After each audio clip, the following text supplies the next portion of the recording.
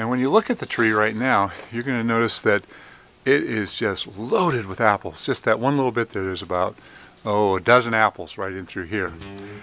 There's 2 over here. If the apples at this stage are not touching, it's a good idea to leave them alone. But if you've got areas where they're going to all grow into each other, this whole area should be thinned out to, maybe 2 or 3 apples. And if you do it at this stage of the game, you can have a good crop of better apples. Now look at this area right here. There's just so many little apples coming in here. So this can be done quite easily with a pair of hand pruners. Just kind of spend a minute, just snip, snip, snip. And if you've got an apple tree on your property and you really want to get the best apples that you possibly can, it's critical that you do this at this stage of the game. Most of my clients wait until the apples get to be, maybe an inch or 2 across, and at that point it's a lot harder because they're pushing on each other. When they're real small, it's a really easy job. Now when you're working on thinning the fruit, in this case apples, look for areas that are really, really congested. You see you've got about 10 apples in this one little area right here. This should really be thinned out to just 2, maybe 3, the same as this area right here.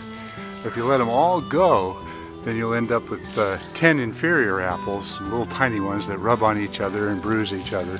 And a lot of them are way out on the ends. And if you're doing some pruning at this time of year, you can thin the crop a bit by cutting back some of the branches.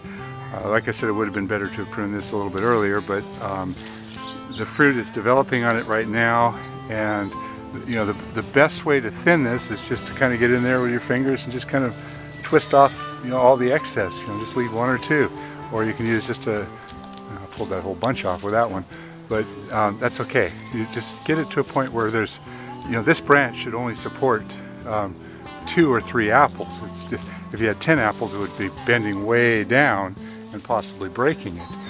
And a lot of people think more is better on a fruit tree, and I can't tell you how many times I've seen a tree that basically commits suicide from too much weight.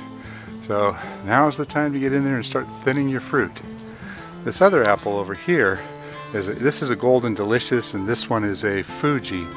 And this one is a little bit slower this time of year. And interestingly, the client told me that last year this one leafed out and bloomed first, and this one was later. So there's no rules as to when these things happen, but a lot of how well your crop turns out is dependent upon what you do at this point in time.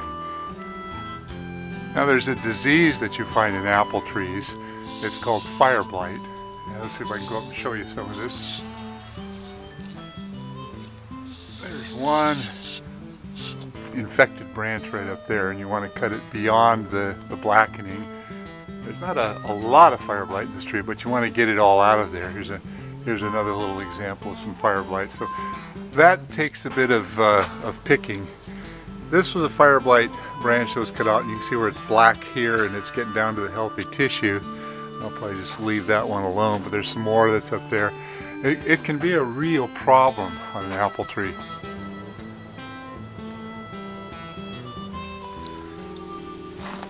Another key factor that I didn't really talk about too much is that when you're working in a tree that has fire blight, it's important to sterilize your pruning tools.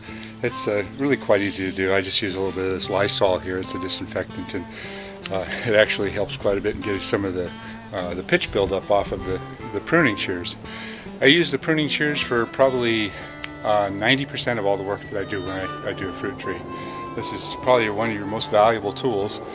The second most valuable tool is a fruit ladder, a 3-legged fruit ladder. You notice it's got a single leg in the back. I can pick up that leg and I can run it through the tree and actually work from the middle of the tree and have that ladder leg on the other side. So it's a great way to get up to the top. This one is a 12-footer. I've also got a 14 and a 16. I wouldn't go any higher than a 16-foot ladder, but they are quite stable. And if you own a fruit tree and want to maintain them, I highly recommend that you invest in a good fruit ladder. You can get them either wood or aluminum. The wooden ones are a little bit shakier. The aluminum ones, the wooden ones are shaky, and the aluminum ones are a lot easier to deal with, but considerably more expensive. I paid about $300 for this 14-foot ladder here. Now here's a good example of the distribution that I like to leave when I'm thinning the apples.